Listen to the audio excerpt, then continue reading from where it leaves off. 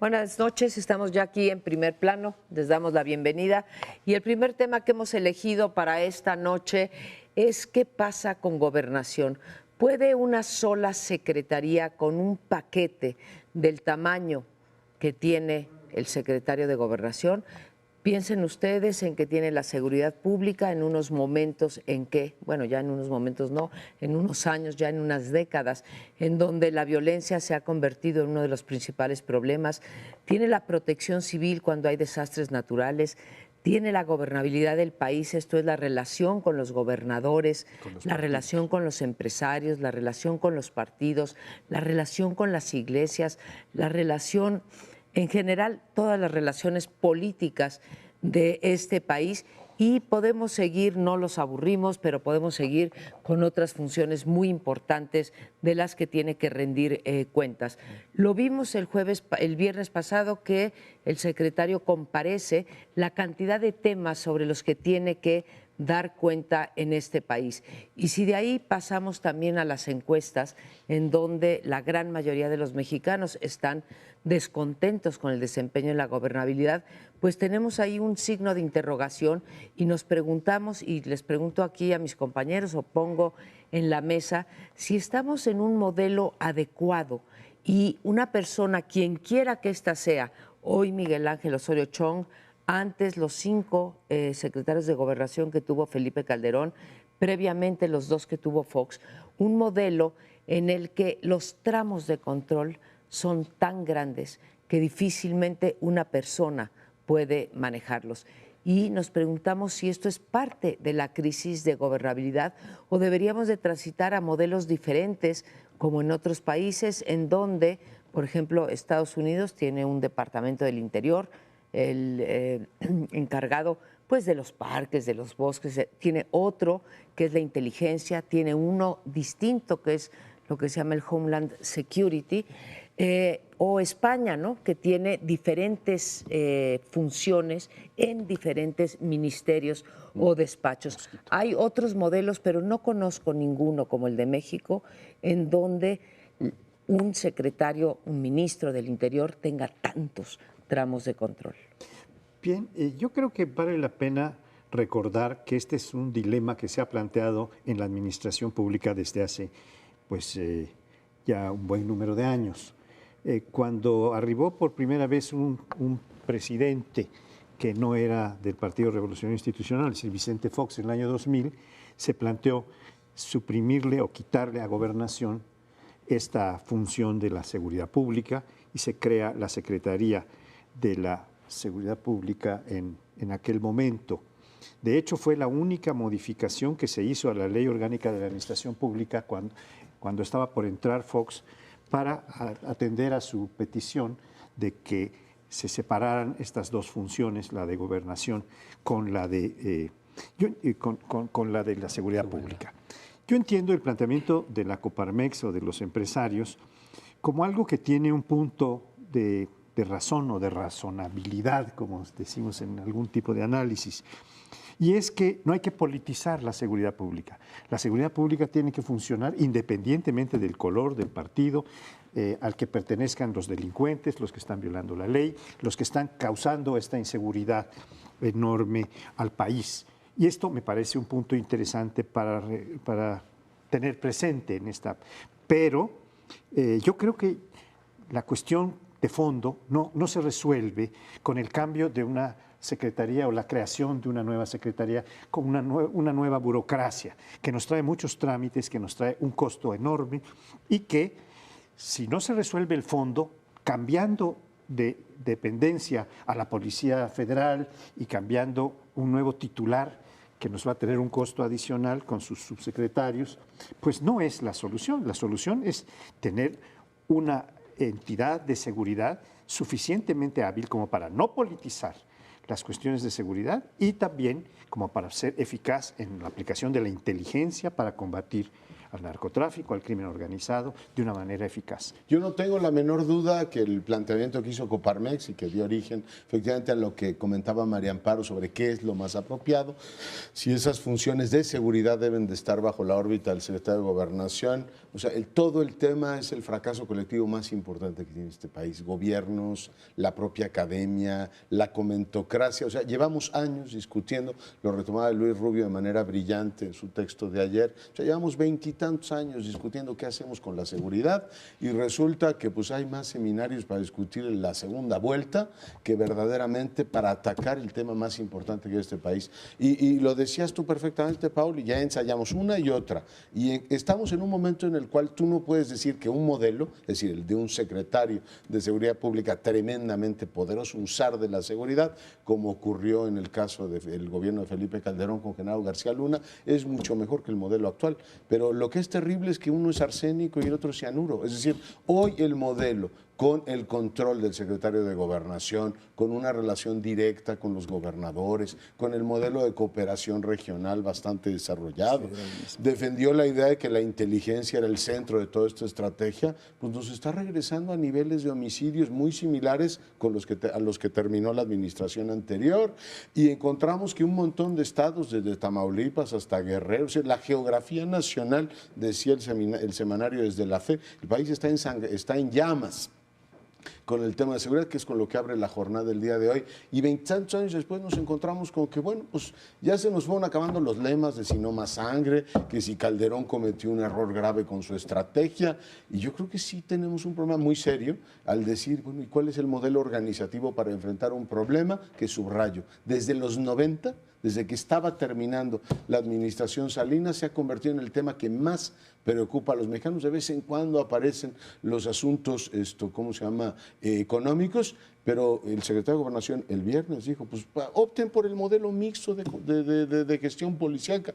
Y yo digo, pues ese es el modelo que hoy tenemos, el mixto, ¿no? No veo por qué tendrías que optar por él. En suma, veo con enorme preocupación, y lo digo con toda seriedad, creo que es el fracaso colectivo más importante que tiene este país, no tener ni instituciones ni una, digamos, sugerencia clara de qué hacer con un tema tan profundamente doloroso. Creo que el problema tiene dos ángulos por lo menos, puede que tenga muchos más, pero dos ángulos. Una cosa sería la pregunta de si la eficacia del combate contra el narcotráfico y el crimen organizado, una variable fundamental sería esta, porque igual habrá quien diga, no, tiene que ver con la estrategia, tiene que ver con la capacidad del Estado, con la infraestructura del Estado, que no tiene la capacidad para enfrentar, independientemente de que fusiones estas dos, en gobernación, estas dos actividades, lo político con la seguridad, porque toda la pregunta sería, efectivamente, bajo el gobierno del PAN, donde se separaron estas funciones, pues en materia de seguridad no estuvo nada bien. Ahorita tampoco. Es decir, por ese lado a lo mejor no está la solución. Pero el otro ángulo que desde donde habría que tocar este debate también es, y creo que por ahí va Amparo, es en las funciones políticas de gobernación, ¿le conviene tener otra responsabilidad de ese tamaño con otras funciones? Ahí la pregunta sería de otra forma. Es decir, ¿cómo funcionó mejor la acción política de gobernación cuando no tenía las funciones de seguridad como los gobiernos del PAN, o ahora que se le puso a Chong toda esta, digamos, esta cantidad de tareas? ¿Qué conviene más políticamente? La seguridad es un debate, desde luego, importantísimo. Pero, exacto, a la función política de gobernación, ¿le conviene mejor no tener esas funciones para tener una mejor operación política? Yo tampoco estoy tan seguro de la respuesta, pero creo que por ahí se puede también enfocar el debate. Sí, vaya, yo creo que no estamos discutiendo aquí ahorita el tema de la seguridad y cómo mejor atacarlo. Hoy está en gobernación y como bien señalas, José Antonio, cuando estaba fuera de gobernación, pues las pugnas entre el secretario de Gobernación y el secretario de Seguridad Pública pues eran, bueno, una barbaridad, ¿no?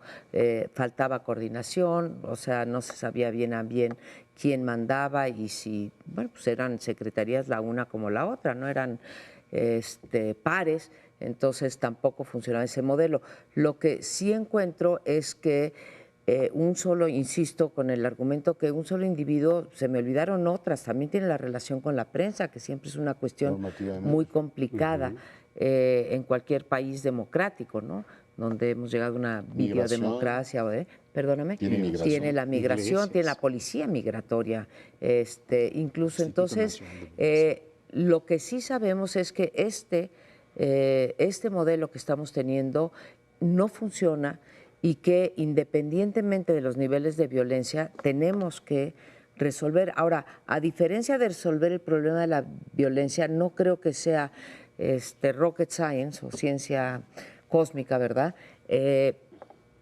Buscar un diseño institucional en donde tú tengas a un encargado de la política, de la gobernabilidad, la relación con los obreros, los campesinos, etcétera, como se planteó en algún momento, que estuviera en lo que antes se llamaba la Secretaría de la Presidencia, ¿sí? Tener seguridad, por otra parte, agrupar policías como la Policía Migratoria, qué bueno que lo mencionas, y no tener esta piñata de funciones que muchas no tienen que ver las unas con las otras. Nada más piensen en cómo se llama la subsecretaría de Población, Migración y Asuntos Religiosos. O sea, eso es un collage que nadie entiende cuando uno va y lo trata de explicar en el extranjero. ¿Cómo migración con asuntos religiosos? ¿Por qué están ahí en esa subsecretaría? Entonces, creo que se puede hacer un esfuerzo y sí tener, cuando menos, seguridad, por un lado, relaciones políticas con el Congreso, esa es otra que nos falta, no sé si en presidencia o en dónde, y después tener las cosas que son desastres naturales, población, etcétera, en otra, Ministerio del Interior. en el Ministerio del Interior, lo dices bien. La idea que expresas, María Amparo, tiene que ver con nuestro pasado histórico. En el siglo XIX existía una Secretaría de Justicia, Ministerio de Justicia, le decían también como alternativo nombre. Pero esto se canceló ya en la Constitución de 1917. Esto viene de la Constitución de 1857, lo del Ministerio de Justicia. Que lo tiene Estados Unidos también. Sí, pues es que el paradigma constitucional está tomado de Estados Unidos, de la Constitución norteamericana o angloamericana o estadounidense, para ser más exacto. Pero esto pues ha cambiado notablemente.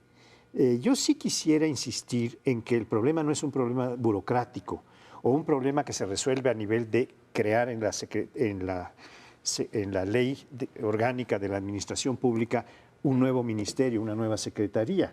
El problema va mucho más a fondo y tendría que haber una investigación sobre inteligencia, capacidad del Estado mexicano para asumir esto, coordinación con las otras autoridades para que la seguridad pueda funcionar, porque de otra manera simplemente estaríamos creando una nueva instancia burocrática sin tener ninguna garantía de que eso va a ser más eficaz. También ese es un debate administrativo. Digo, cuando Fox llegó al poder dijo, no puede ser que Gobernación tenga el aparato de seguridad. La gran disputa entre Krill y Adolfo Aguilar fue quién se quedaba con inteligencia civil, porque ahí hay mucha información y el brazo de la policía es un brazo sumamente poderoso. Vino el gobierno de Peña Nieto y lo primero que dijo es reconcentro funciones en Gobernación, porque el tema central es cómo me relaciono con los gobernadores, que no hay que olvidar eso, no solamente cómo organizas el gobierno federal, sino cómo te relacionas con el exterior, que es muy complicado. Acaba de venir Johnson, el secretario de la Homeland, y tiene que despachar con Claudia Ruiz Massieu, con Osorio Chong y con Meade,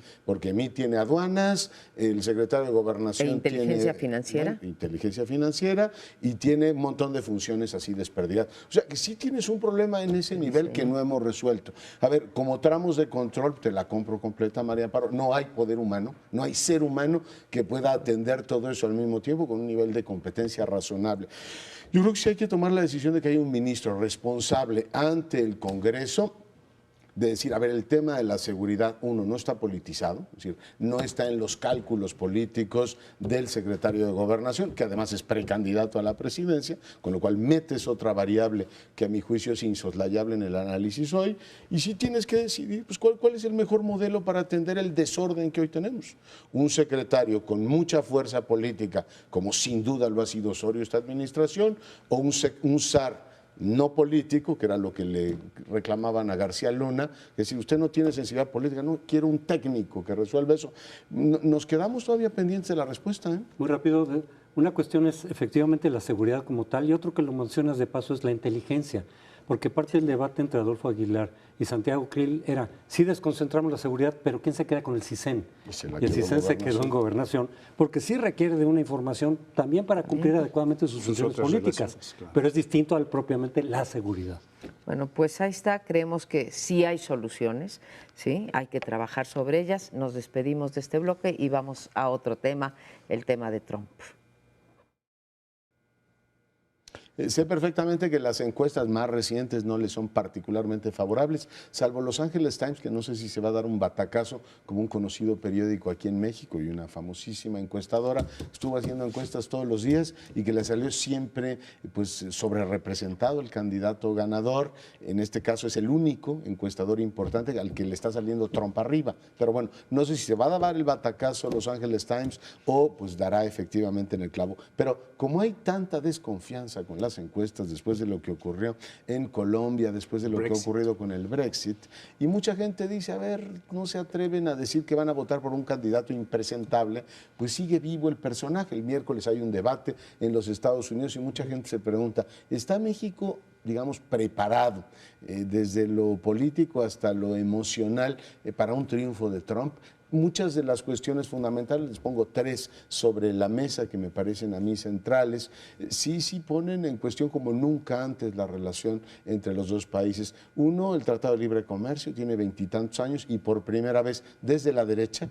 La paradoja es que en México la izquierda era la que no quería el Telecán y ahora tienes una derecha norteamericana diciendo es el peor tratado que se ha firmado en la historia, tratado comercial, eso es lo que dice Trump. El segundo es qué hacemos con el conjunto de mexicanos o de México-americanos que tienen los dos pasaportes, si debemos claramente pedirles que pues no solo voten, sino que voten en un sentido. México estaría rompiendo uno de sus principios constitucionales, que es la no intervención, y pues ceder que efectivamente la autodeterminación de los pueblos, en este caso, podría ser tremendamente nocivo. Hay quien dice, México debe reconocer ya que es una nación binacional, es decir, que tienes pues intereses y ciudadanos en aquella parte del mundo. Y lo tercero es que pues, la reputación del país sigue siendo pésima, hasta el punto que un demagogo como Donald Trump puede hacer campaña y una campaña eficaz haciendo efectivamente de México su piñata. Lo pongo sobre la mesa y si gana Trump, ¿qué hacemos?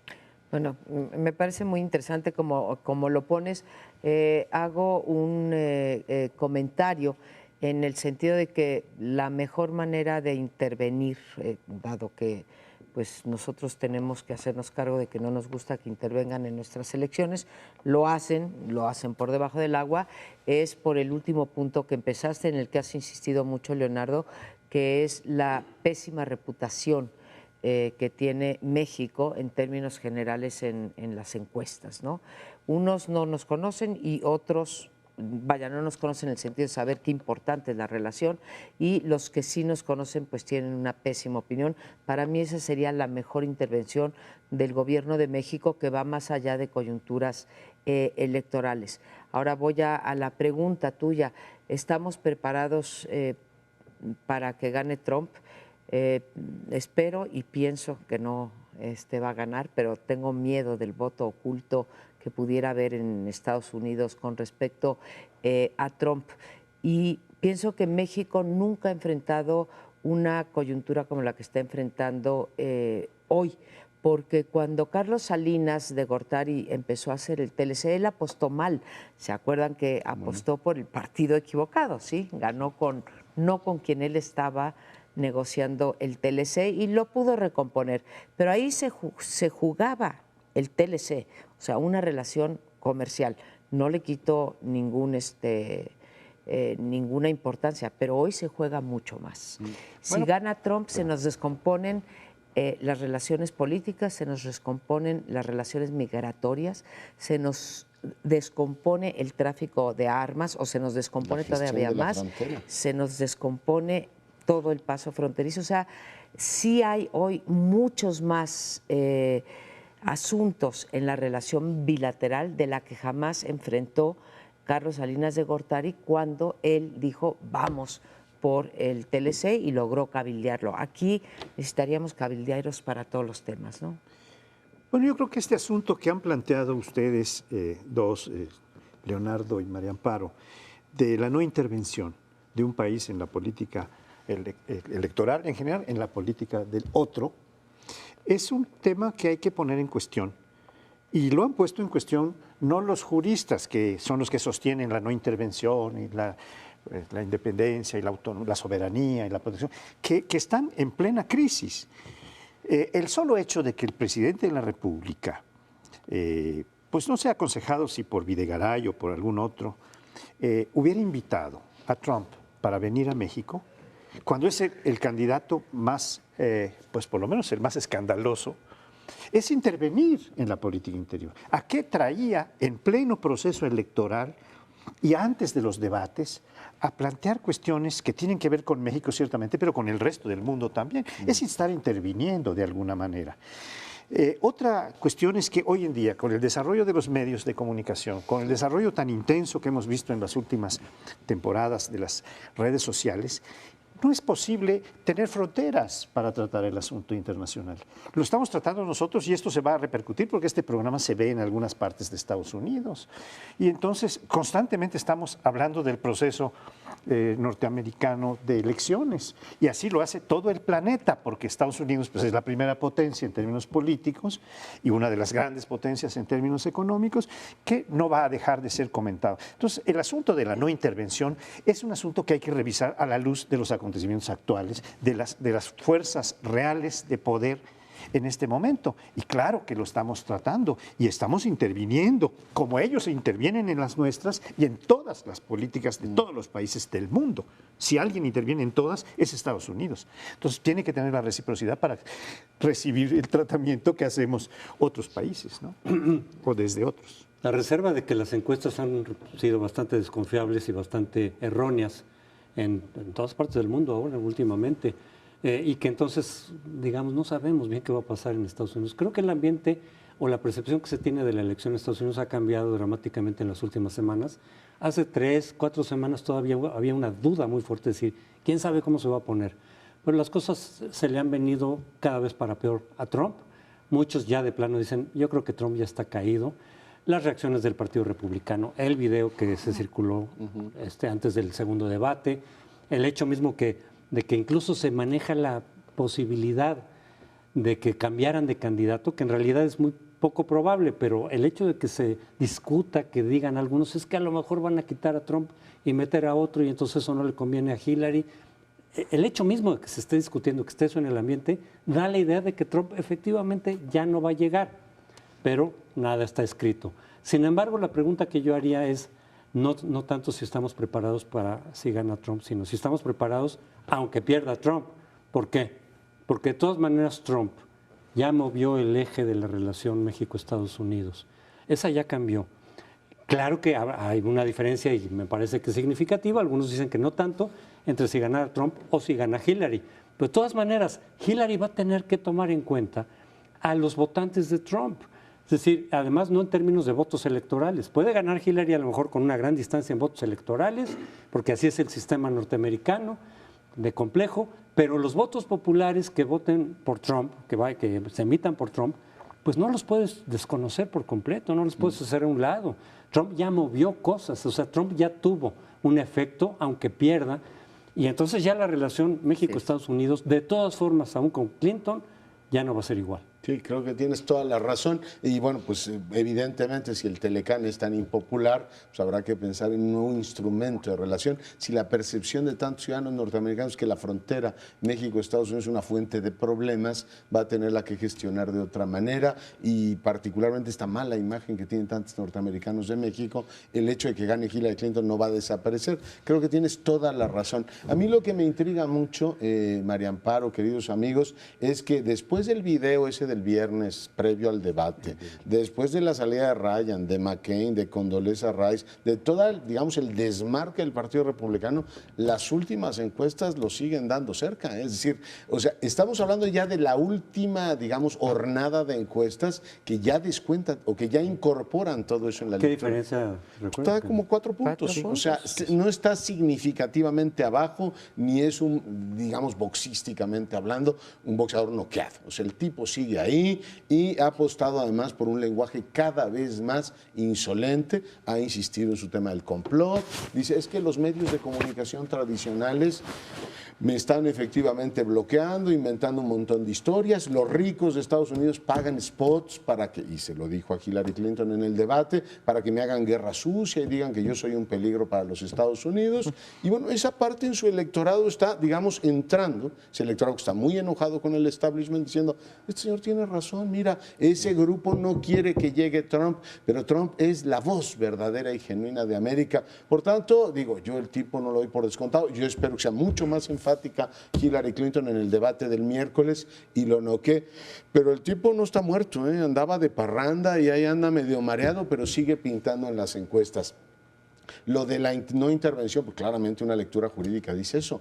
Y yo entiendo que todos opinemos sobre Estados Unidos, pero es muy diferente cuando el Estado mexicano usa sus recursos para pedirle a ciudadanos que viven en Estados Unidos que se nacionalicen y voten. Ahí ya tienes una acción política de un Estado Directa, que entiendo activa. que es una buena discusión. Y de paso digo que nuestro colega Lorenzo Meyer y Basáñez, en un gesto que yo reconozco de enorme liderazgo, porque ellos dicen, a ver, si la clase política no reacciona, si la empresarial no hace y el gobierno está medio confundido, a ver qué dice el sector que está reflexionando sobre el país. ¿Debemos o no debemos atender eso? Porque bueno, ocurren muchas cosas que tú haces una recomendación y después te dicen, pero ya pensó en el efecto tal y cual, y pues la verdad es que hay que considerar y ponderar todo eso. Creo que el ejercicio que a partir de hoy se lleva a cabo en el Colegio de México para responder a esta, digamos, pregunta es extraordinariamente relevante. O sea, no está descartado. perdón. Adelante. No, nada más quisiera tocar este asunto porque está en una discusión muy interesante en este momento,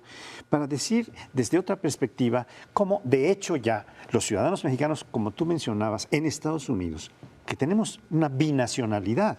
Sí. Tenemos alrededor de 20 millones de ciudadanos mexicanos que también tienen nacionalidad o posibilidades de votar en los Estados Unidos. De tal manera que eso ya es un asunto totalmente nuevo, muy distinto a la formulación de la no intervención, etcétera, que está planteada en el siglo XIX. Entonces, hoy en día, en el XXI, estamos ante otra circunstancia que la ley tiene que atender. Y yo diría que hoy en día hay un movimiento, porque los ciudadanos hispanos, latinos en general, que tienen nacionalidad y pueden votar, no están yendo a votar en elecciones anteriores. Y ahora está habiendo una gestión enorme, no solo del gobierno de México. Los artistas norteamericanos están volcados en gran medida en apoyar que vayan a votar los mexicanos y los latinos contra Trump. Y hay otras fuerzas que están implicadas. Este premio Nobel que le acaban de dar, nada menos que a un gran cantante de la protesta, que viene de los años 60, ¿verdad? A Bob Dylan, pues es una seña. Bob Dylan se está pronunciando también contra Trump y está llamando a los latinos a votar en contra de Trump. Entonces tenemos todo un movimiento que es realmente global en este asunto. Bueno, nos quedan 18 segundos, María Amparo, y vas a agregar algo. No hay problema. En efecto, sí, es global, nos pega mucho más directamente a nosotros. Los europeos están igualmente preocupados y sí esperamos, así como nosotros estamos trabajando en esta iniciativa con Lorenzo Meyer y Miguel Basáñez, ex embajador de México en Estados Unidos, que nuestro gobierno también esté teniendo un plan B y no se esté confiando de que Hillary va a ganar por 4%, ¿no? Y estarías de acuerdo conmigo que habría que ganar los empresarios que tendrían que decir muchas cosas sobre esto. Pero hacemos una brevísima pausa, este es el primer plano, regresamos en un instante. Bueno, y de cara al 2018, porque el proceso de sucesión presidencial en México, aunque está muy lejos, pues genera que se sigan moviendo las piezas de un lado y del otro. Y ha vuelto a surgir un debate o varios aspectos de las candidaturas llamadas independientes, en realidad candidatos sin partido, y hay varios aspectos. Por un lado, el Bronco, que desde luego pues, se perfila desde que ganó el año pasado como un posible independiente para la presidencia, al presentar su primer informe anual de gobierno dijo, sí voy.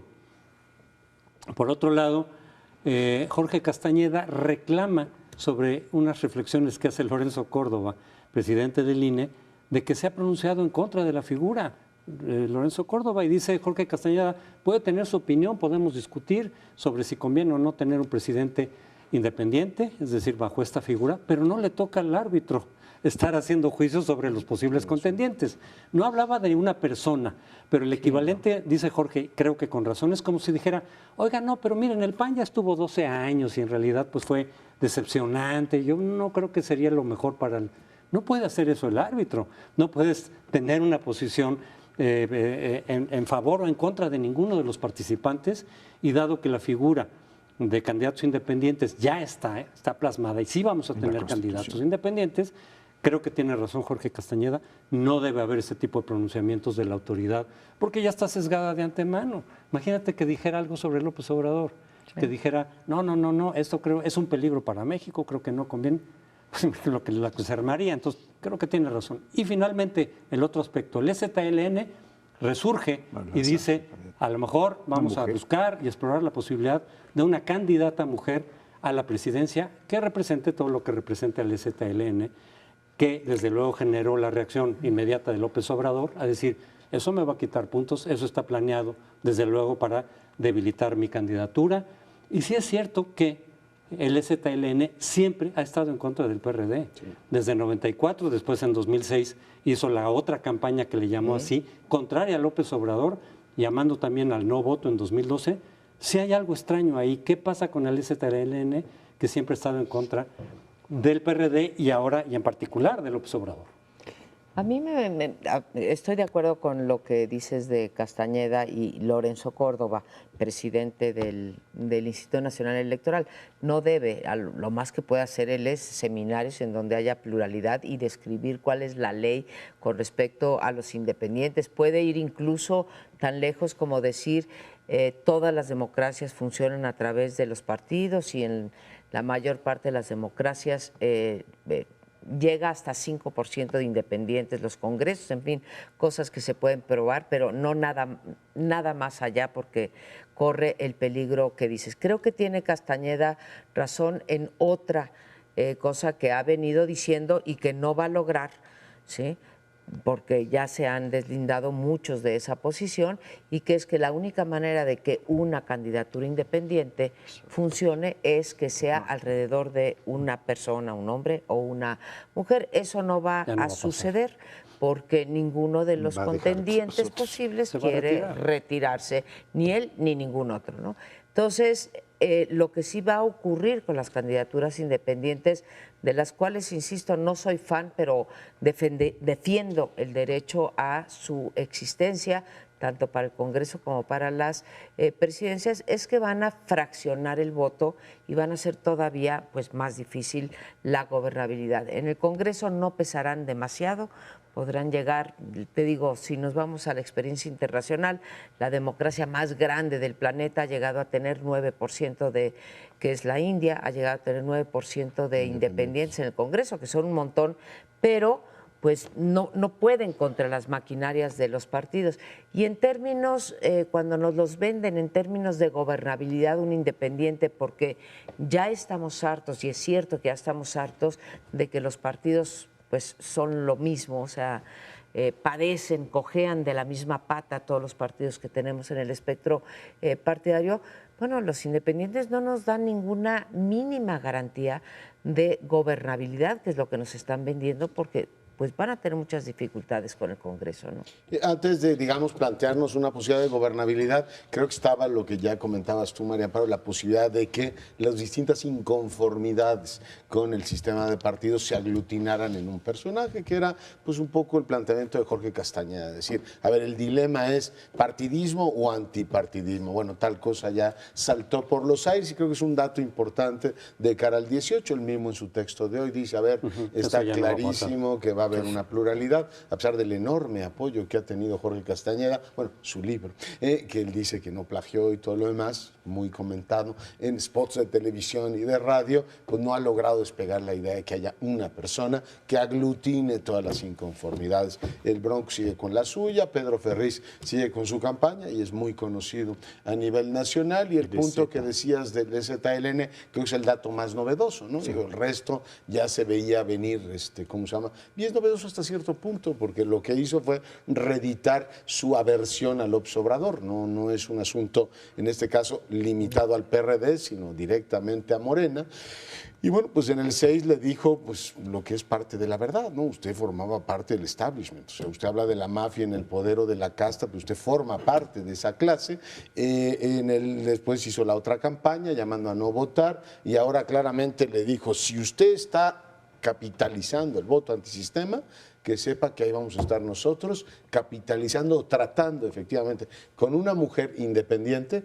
Yo entiendo que ya es una decisión tomada, no es una cuestión todavía que están considerando, con lo cual todo este voto en las orillas del sistema o este discurso de un López Obrador que se intenta presentar como un antisistema, en este caso se reduce notablemente porque le dicen, los antisistemas lo ven a usted como un expriista, igual que ven a Bartlett, igual que ven a Ricardo Monreal, igual que ven a, en fin, todo este grupo que está nucleado en torno a Morena. Por tanto, no me extraña que le haya sentado tan mal a López Obrador y que su reacción haya sido tan obvia. Es decir, estaban dormiditos, estaban así como catalépticos y nada más salen a hacer política en contra mía, lo cual también es cierto, debo decir.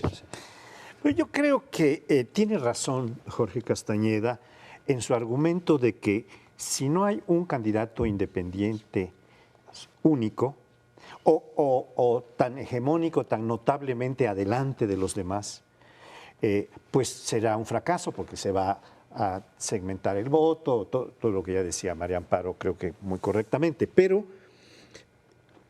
lo que preguntaría uno, no sé si ingenuamente, es cuáles son las características y las condiciones para que un candidato realmente independiente sea verdaderamente único. Pues que tenga una capacidad de convocatoria, un carisma, un lugar en la conciencia generalizada, en la imaginación de los mexicanos, de los ciudadanos, para que pueda encabezar esto, independientemente de acuerdos o de arreglos que se puedan hacer. Si surge una persona, hombre o mujer, que tenga esta capacidad, entonces se puede garantizar que una candidatura independiente única va a tener, no única en términos absolutos aritméticos, sino única en términos de esta enorme capacidad de arrastrar la voluntad popular. Si eso se encuentra, no es porque se llegue a acuerdos entre ellos. Han estado sesionando y reuniéndose Castañeda con el Bronco, con otros candidatos independientes como los de Guadalajara, que son en alguna medida independientes. Bueno, Kumamoto sí es independiente, Alfaro. Pero Alfaro, que está bajo el paraguas de Movimiento Ciudadano, es bastante cercano a los independientes. En fin, no es por ese camino. Se va a lograr porque hay un surgimiento que despierta la esperanza, que despierta la vocación de ir a cambiar las cosas para bien del país. Eso es la clave para tener un candidato independiente que valga la pena. No que se pongan de acuerdo los candidatos que quieren serlo. Es que el argumento de Castañeda es, en las encuestas se dice que un 60 y hasta 65% de la gente podría votar por un independiente, eso dicen las encuestas. Y entonces él dice, pues ahí está el potencial, tiene que ser uno solo, pero si quieren yo me lanzo. La otra parte es, ¿quién? Aquí estoy. Sí, o sea, aunque fuera uno solo, ¿quién tiene la capacidad de aglutinar ese voto? No creo que el Bronco, francamente, no creo que ninguno de los que están ahorita logre aglutinar ese 60%, o algo incluso menos alto, 40%. Con 40% ya puedes ganar perfectamente. Pues La más o menos última vez que sobre ahí está ahí está el triunfo. La última vez que vimos algo así fue Cuauhtémoc Cárdenas en el 88. Claro, Sí. Ahí había carisma. Pero la otra es esto, volviendo a lo del EZLN, es cuando convocaban simplemente a no votar, yo no creo que le hayan hecho mucho daño a López Obrador, porque la gente que no quiere votar de todas maneras no va a votar, y quien sí quiera votar por López Obrador o quien sea, pero ahora sí podrían quitarle, no sé cuántos, 2 o 3 puntos, porque a final de cuentas se está dirigiendo a una izquierda dura que sí ha respetado y que sí ha visto la causa zapatista, que se ha defendido mucho a los zapatistas, a los indígenas, con 2 o 3% en una elección cerrada que pudiera volver a ser como la del 2006, sería determinante. O sea, sí creo que tiene razón López Obrador en decir, oigan, pues me están metiendo la zancadilla. Pues qué bueno, digo, va a haber más de un candidato independiente y en efecto le irá quitando 1, 2, 3, 4 puntos a los demás. El problema es que vamos a llegar con un presidente con una votación Muy baja. pues muy baja. Pero yo quisiera terminar mi participación diciendo que esto de vender las candidaturas independientes es como vender, como los vendedores de sueños, ¿no? Porque, a ver, uno de los argumentos fundamentales de Castañeda está en lo de la corrupción. Cuando él dice solo así, solo una gente que esté fuera de un partido puede combatir la corrupción. Por poner uno de los ejemplos, es esta visión muy pequeña, creo yo, de que alguien como lo hacía Trump, ¿no? Yo voy a fix América, yo voy a componer Estados Unidos. No, esto no es de una persona, esto es de redes, ¿sí? De instituciones ya hechas, de bases sociales, etcétera, ¿no? Entonces, nos venden sueños con un independiente. Los partidos también, el Partido Conservador británico, su líder Johnson tenía un artículo en favor del Brexit y otro en contra, o sea, venden igual las mismas mentiras. Yo creo que el gran punto al observador no es el gran golpe al observador no es un asunto de si pierde 2 puntos o no, que de todas maneras los va a perder por ahí, sino esta, digamos, capa de ser antisistema, el hombre, le quitan se lo quitan. Ante ese sector aparece decir, usted es uno más de los candidatos que hay, o sea, es igual al resto de los partidos y ese golpe es muy duro. Pero eso siempre lo dijo Castañeda, el independiente va a ser antisistema. Yo no creo que Castañeda le pudiera quitar votos a López Obrador o el Bronco. La candidata del STLN creo que sí. Sí, le puede quitar. Pero bueno, regresamos en un momento al siguiente segmento. El tema que vamos a tocar para concluir este programa es el tema de la satrapía patrimonial de los gobernadores. Esto quiere decir que los gobernadores de algunos estados, muy notoriamente, han tomado el gobierno, el poder, para enriquecerse, para favorecer a sus grupos de presión, de apoyo, a sus familiares, etcétera, y han llegado a una corrupción verdaderamente muy amplia en este último periodo, sobre todo de hace una década. Porque los gobernadores han tenido muchos recursos, pocas responsabilidades para rendir cuentas, como ya hemos dicho muchas veces en este programa. Pero yo quisiera poner junto con este tema el del primer bloque, que era si cambiamos la Secretaría de Seguridad Pública fuera de Gobernación. Porque hay la suposición, bastante fundada por otro lado, de que Gobernación está tratando políticamente esto, está protegiendo a muchos gobernadores, sobre todo en esta etapa o en la etapa anterior, cuando eran gobernadores del PRI, estaba protegiendo a sus gobernadores. En la etapa del PAN, el PAN decide, empezando por Vicente Fox, gobernar con el PRI y no ponerles problemas. Es el que les empieza a entregar muchos recursos a los gobernadores. Bueno, ¿qué es lo que pasa ahora? Bueno, pasa que los gobernadores están siendo ya perseguidos, pero sin la colaboración de Gobernación. Está persiguiéndolos la Procuraduría.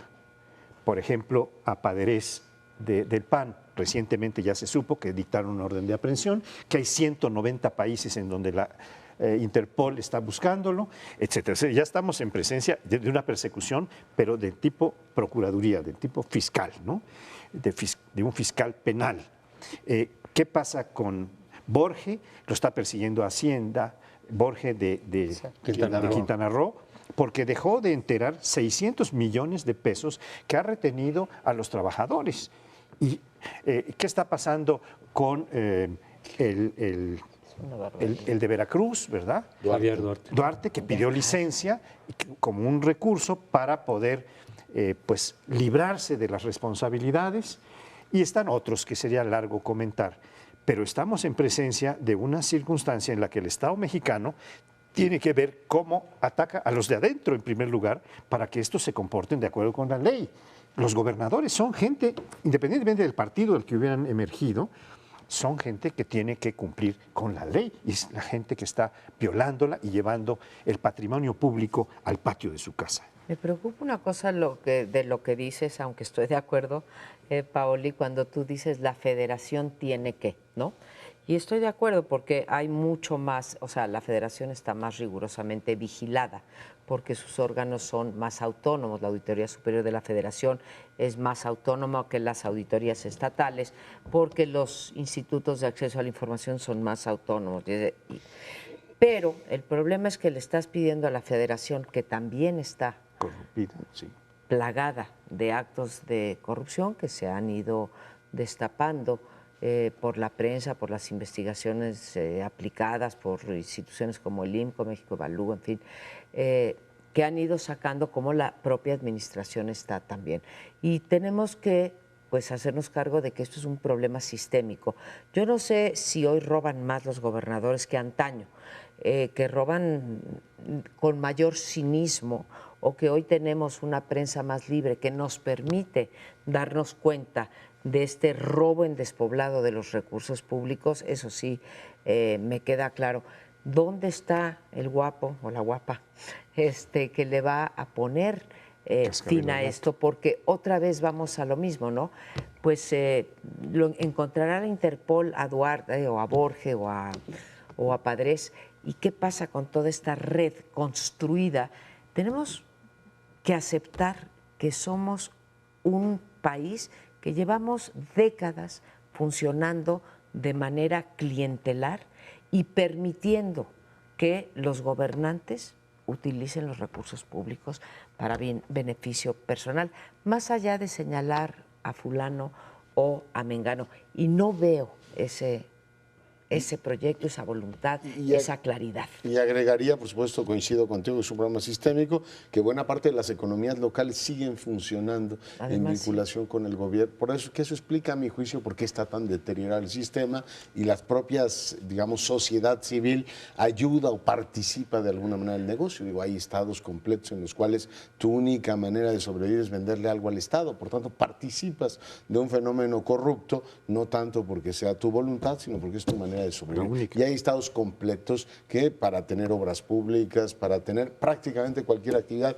tienes que pasar por ese embudo. De otra manera, no se explique que llevamos también, como en el caso de seguridad, 20 años. Antes llamábamos feuderalismo, señores feudales. O sea, les han puesto todo, ahora tú los llamabas sátrapas, y todas las etiquetas les resultan perfectamente funcionales.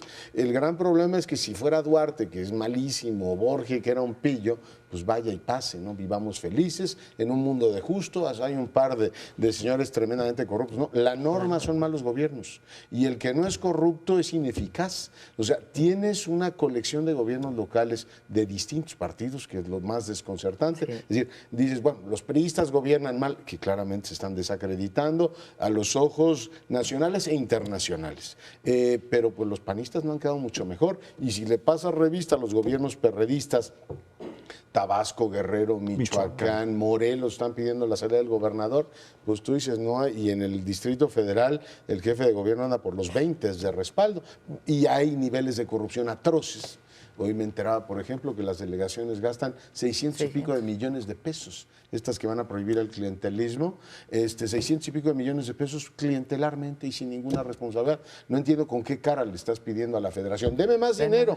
Sí, pues recórtele usted a sus delegaciones. Digo, esto no está ocurriendo en el Veracruz profundo, ocurre en las delegaciones de la capital. Por tanto, es un asunto sistémico de redistribución de funciones, y yo me temo que el análisis debe ir mucho más por el vínculo entre lo económico y lo político. De otra manera, no me explico que tengamos tantos gobiernos locales tan profundamente corruptos, tan profundamente ineficaces, y no se haya logrado, aunque sea por, digamos, lógica de mercado político, establecer una diferencia, ¿no? Es decir, a ver, este partido gobierna mejor, este partido no incurre tal o cual. Si no es Padres, es Borges, si no es Borges, el otro. Digo, recordar que este gobierno empezó nada más por hacer memoria, metiendo en la cárcel a Granier, gobernador de Tabasco, y me dirán ustedes qué ha cambiado.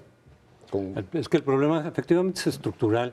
Y como dice Amparo, no se trata nada más de señalar a este personaje o este otro personaje, porque el asunto va más allá de partidos, es estructural. Se necesita mucho más para realmente cambiar el paradigma de funcionamiento de nuestras administraciones públicas en todos los niveles. Sin embargo, se puede hacer mucho, yo imagino que desde el punto de vista administrativo, de las reglas, de poner frenos para que esos flujos de corrupción ya no se puedan hacer tan fácilmente como se han hecho hasta ahora.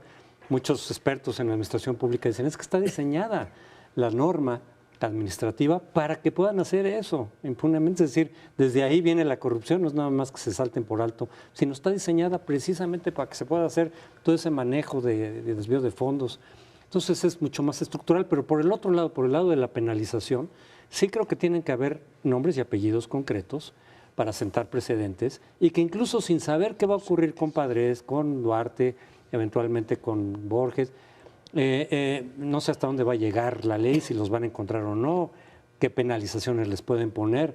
De todas maneras, si no se van sentando precedentes, y no pueden ser 2 o 3 nada más, tienen que ser muchos más para que de verdad entonces se mande. Crespo? Pues, ¿O 31? 31 porque Mancera es no que es eso es lo malo, gobernador, ¿no? es jefe de Estado. Eso es lo jefe malo, de- sabiendo que está tan Gobierno, extendido el de gobierno, problema, perdón. si tú pones a 2 o 3 nada más, pues es lo que hemos visto durante años. Y a Es 2 decir, o 3 que ya simplemente se fueron. es para calmar un poco, Además. bueno, Del no suponiendo Estado. que los agarran y demás.